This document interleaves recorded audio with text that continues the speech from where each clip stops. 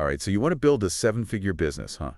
Well, today we're going to dive deep into the world of product creation. Okay. We're going to unpack some serious wisdom from Ryan Moran and his strategies for building a product that doesn't just sell, but lays the foundation for your entire brand. Oh, wow. It's all about building a business that lasts. So think of this deep dive as like a crash course in doing just I that. like it.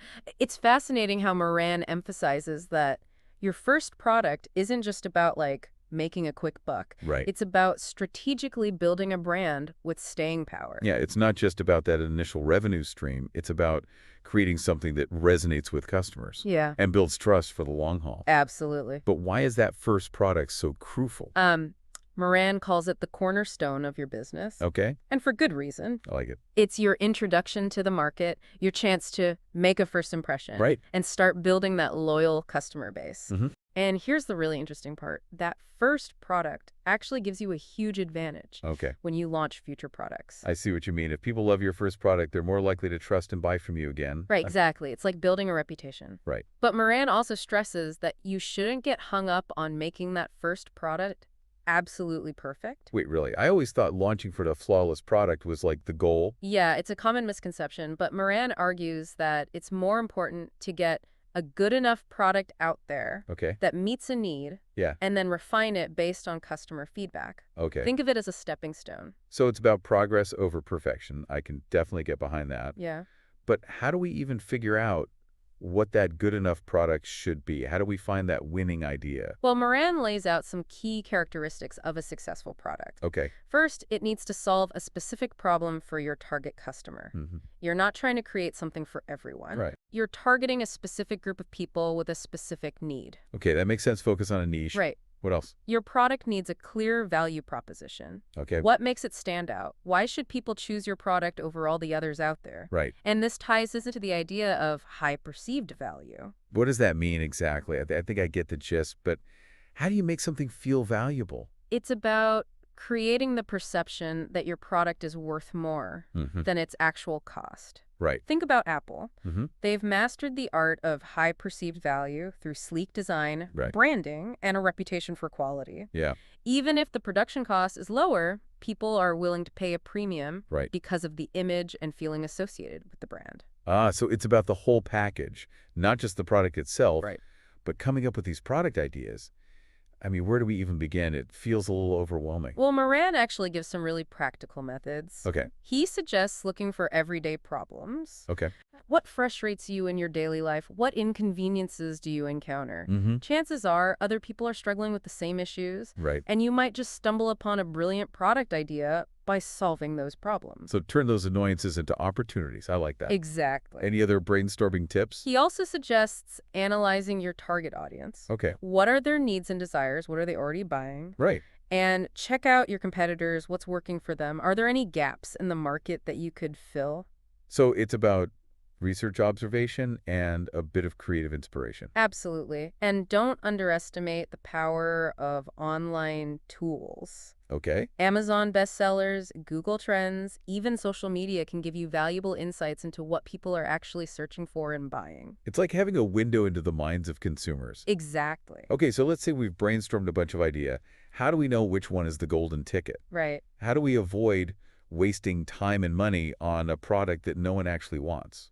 That's where validation comes in. Okay. Moran is a huge advocate for validating your product idea before you invest heavily in development. Validation, tell me more about that. It's about making sure there's actual demand for your product.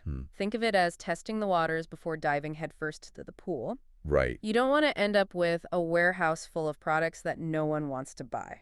Okay, that makes perfect sense. So how do we actually validate our product idea? What are some practical methods? Moran suggests a few powerful techniques. Okay. First, keyword research. Tools like Jungle Scout or Celium 10 can help you see what people are searching for on platforms like Amazon. Yeah. Are people actively looking for products similar to yours? That's a clever way to gauge interest before investing a ton of money in development. Right. What else? Competitor analysis is key. Okay. Look at reviews for similar products. Okay. What are people loving? What are they complaining about? Right. Can you identify any unmet needs or areas for improvement? So it's about learning from the successes and mistakes of others. Exactly. What a great shortcut. Yeah. What else? And consider pre-sales. Okay. You could offer pre-orders or use a platform like Kickstarter Okay. to see if people are actually willing to put money down for your product before it even exists. Wow, I never considered pre-sales for validation. Yeah, That's a game changer. it is. It not only validates your idea, but also helps generate funds for production. Right. Brilliant. Yeah, exactly. And the beauty of validation is that it minimizes risk. Mm-hmm. It allows you to make informed decisions based on data and real customer interest, Yeah, rather than just relying on your gut feeling. exactly. Okay, so let's say we've validated our idea, we're confident there's a market, and we're ready to move forward. Right. What's next on this product creation journey? Well, now you're looking at the exciting and sometimes daunting world Yes. of sourcing and manufacturing. Okay, Finding reliable suppliers, navigating production processes. right? It can be a bit of a maze. I can imagine I'm already feeling a bit overwhelmed just thinking about it. Yeah. Where do we even begin? Well, Moran has some great advice for this stage, too. Okay, He recommends starting with Alibaba, okay. a platform that connects you with manufacturers worldwide. Alibaba, isn't that like a massive online marketplace? It is. With millions of products and suppliers?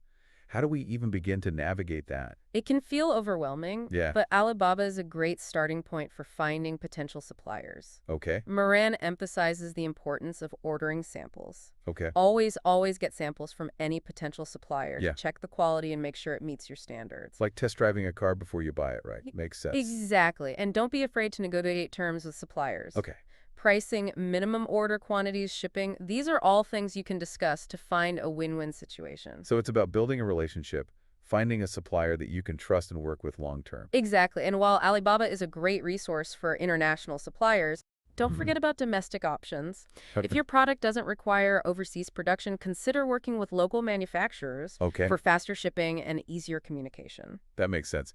Now, I'm guessing it's tempting to go all in and order a huge inventory up front, Oh, yeah. especially when you're excited about your product. Yeah. But what does Moran say about that? He's all about minimizing risk, especially for your first product. Right. He advises against over-ordering inventory initially. Okay, It's better to start small, okay. test the market, Right. and then scale up as demand grows. So it's about dipping your toes into the water before diving in headfirst. Right. Smart. But even though we're starting small, we still need to think about branding, right? Absolutely. Moran is a big believer in building a strong brand from day one. Really, I always thought branding was something you focused on later, Yeah, once you've established yourself a bit. that's a common misconception, but Moran argues that a strong brand is crucial from the very beginning. Okay.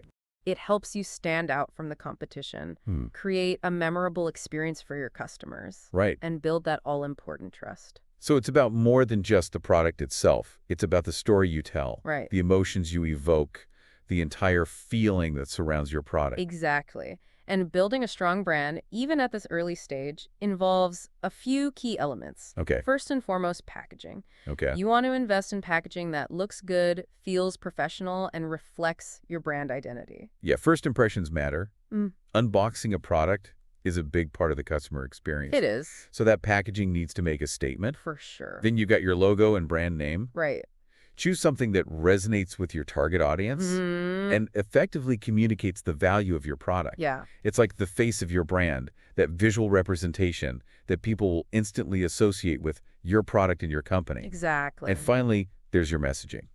What is your brand all about? What makes you unique? What value do you offer? Develop a clear and consistent message Yeah, that you convey across all your platforms. absolutely. So it's about crafting a narrative, telling a story that resonates with your ideal customer, and draw them into your brand's world. For sure. Okay, this is all making so much sense. Correct. We've got our product. We're thinking about branding now.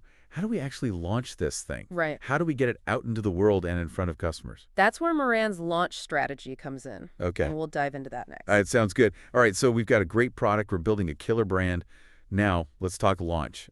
How do we get this thing off the ground Yeah. and in front of our target audience? Well, Moran's launch strategy is all about building anticipation. Okay, Much like those big budget movie releases, you don't just drop it on the world out of nowhere. right. You tease, Yeah. you offer sneak peeks, you get people talking. So we need to create some buzz, Yes, generate excitement, and really make people eager to get their hands on our product. right. What are some concrete ways to do that?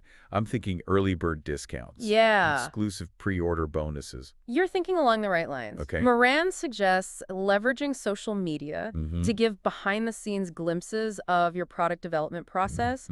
Share your story, highlight the problem you're solving, and showcase the benefits your product offers. Right. And don't forget about email marketing. Okay. Building an email list and sending out teasers and exclusive offers to your subscribers is a great way to cultivate that anticipation. It's all about creating a story around your product, getting people invested in your journey, Yeah. and making them feel like they're part of something special. Exactly. And once you've got people excited and ready to buy, you need a platform to sell your product. Right? Moran recommends Amazon for its massive reach and built-in customer base. Amazon, it's a behemoth. I know. But with millions of products on there, I know. how do we make ours stand out?